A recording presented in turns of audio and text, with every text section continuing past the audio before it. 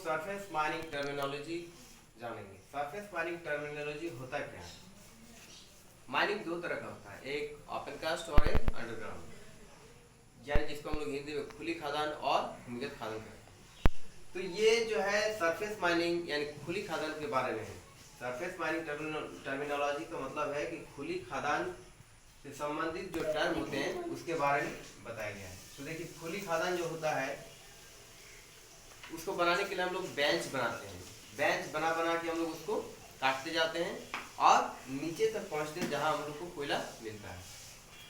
तो surface mining terminology में कुछ टर्म है, जैसे बेंच। तो बेंच क्या होता है? बेंच एक तरह से सीढ़ी होता है। ये जो आप देख रहे हैं ये लंबा सीढ़ी के टाइप रहता है। इसी तरह से पूरा राउंड हम लोग चारों तरफ सीढ़ी बनाते हुए जाते हैं और उस कोयला को काटते हुए बढ़ते जाते हैं। फिर उसके नीचे फिर एक सीढ़ी बनता है। ऐसे करके हम लोग काटते हुए खुली खदान बनाते जाते हैं। तो यहाँ हम लोग को पहले समझना है कि बेंच क्या होता है। बेंच है जो सबसे पहले हम लोग स्टार्ट करते हैं कोयला को काटने के लिए संरचना होता है, स्ट्रक्चर होता है, उसी को बेंच बोलते हैं। अब टर्म आया बेंच हाइट। बेंच हाइट, तो एक बेंच के लिए जितना हम लोग हाइट लेते हैं इसी को बोलते हैं बेंच हाइट।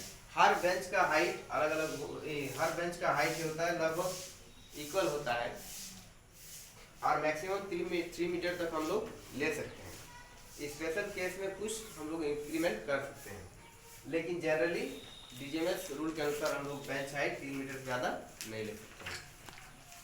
तो बेंच हाइट होता क्या है? The distance between the crest and tube along the upper surface is called bench height. अब टर्म आया दो वो क्रेस्ट एंड टूब। तो किसी भी बेंच का जो अपर पोर्शन होता है, अपर पोर्शन का जो नुकीला भाग होता है उसी को हम लोग बोलते हैं crest. The upper pointed area of a bench is known as crest and the bottom point is known as tube.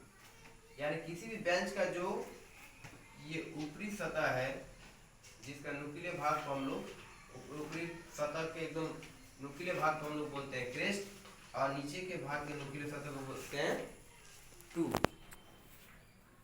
ठीक है। और ये जो बेंच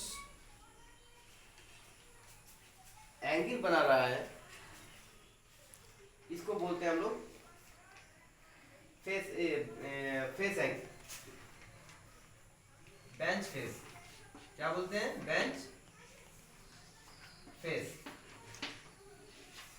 इसको बोलते हैं हम लोग बेंच फेस। ये बेंच का फेस है, इसी को हमको काट के कोयला निकालते जाना है।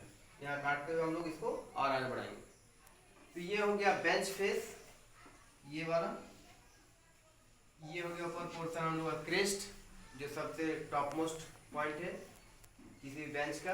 और ये हो गया टूब, जो किसी भी पॉइंट का, किसी भी बेंच के सबसे लोएस्ट पॉइंट है, जिसको हम लोग टूब बोलते हैं।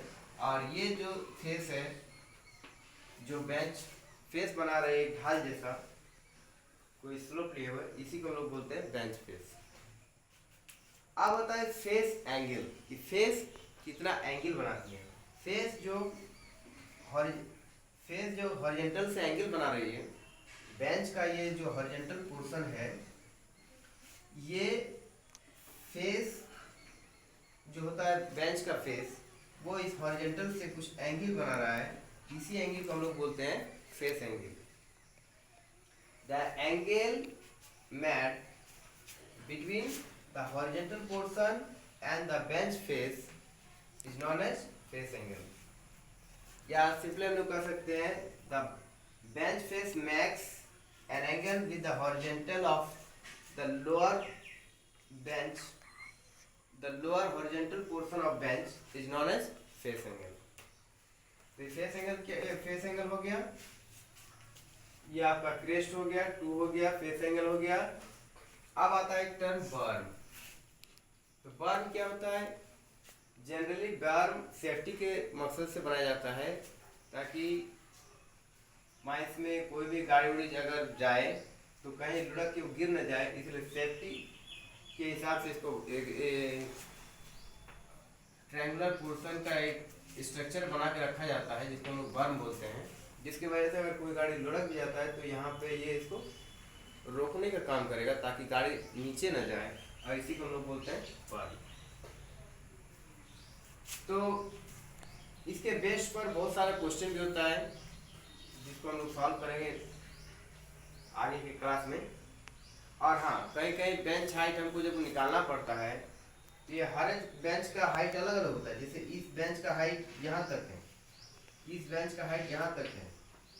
किसी भी माइंस का अगर बेंच हाइट हमको निकालना है तो सभी बेंच हाइट को हमको जोड़ना है, लेकिन चूंकि हम जानते हैं कि हर बेंच का हाइट लगभग इक्वल होता है, इसीलिए हम लोग फिर बेंच गिनते हैं कि कितना बेंच है, 1 2 3 4, और डायरेक्ट उससे 3 मल्टीप्लाई कर सकते हैं। तो ये 4 ये 12 मीटर का हो गया, और यहाँ पर भी 1 यानी 15 मीटर का ये बेंच हाइट हो गया।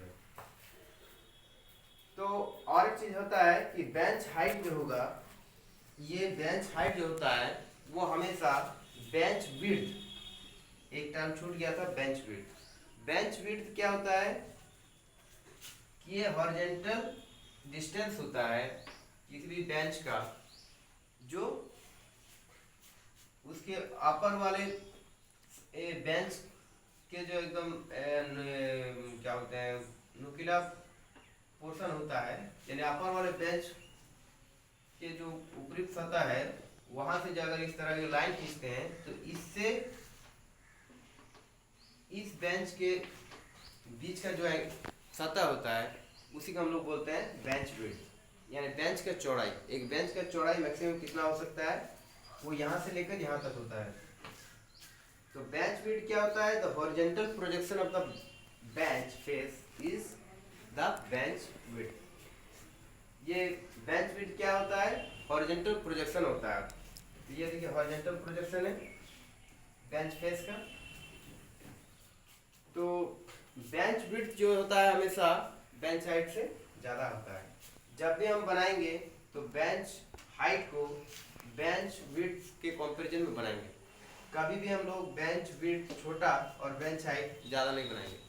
बेंच हाइट जब भी बनेगा बेंच विड्थ से कम होना चाहिए। इसके लिए डीजीएमएस ने सर्कुलर भी बनाया है जिसको हम लोग अगले क्लास में